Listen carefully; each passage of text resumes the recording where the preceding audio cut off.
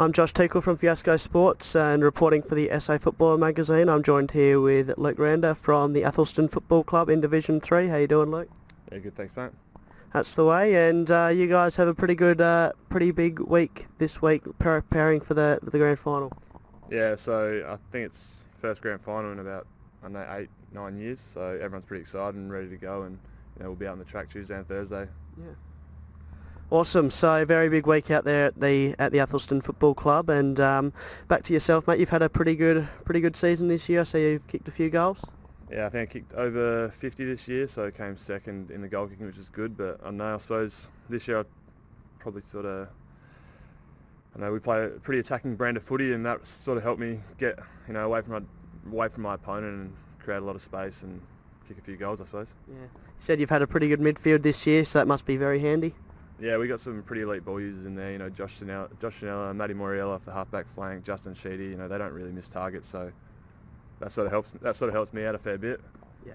Awesome. And so how'd you get into footy to begin with? So I don't know. At the age of 5, I went out to Athelstone. So my mum and dad have been pretty heavily involved there since I was young and my brother was young. So I went out there at the age of 5 and I played there until under 16s. I was lucky enough to win a flag in my under 16s for my last junior game. After that, I went out to the Nord Football Club and I played probably did about 6 senior pre-seasons out there. Played 70, 80 odd reserves games and was lucky enough to squeeze in a couple of league games there too. Awesome. So you've had a little bit of league experience. That must have helped you in the long run, especially coming back and playing amateur footy for Athelstone. Yeah, definitely. So you do 6 senior pre-seasons out in an SANFL club, and you definitely pick a few things up. And coming out this year to Athelstone, I had no idea where I was going to come into, but Jade sort of brought in a very, professional sort of playing style and something that AFL clubs and SNFL clubs play. So for me, it was just, slotting back into something I'd almost already done, which is really easy for me to come back to. Yeah, and Jade has had all that experience down at Sturt. He must have really had a big influence down at Athelstone. Yeah, so he's brought in all that SNFL stuff, and which has made it easy for me. And he asked me to sort of talk to the group about what we used to do at Norwood as well. So he's looking to really bring that new style of play into Division 3, where probably haven't had it before, and that's definitely helped us win plenty of games this year.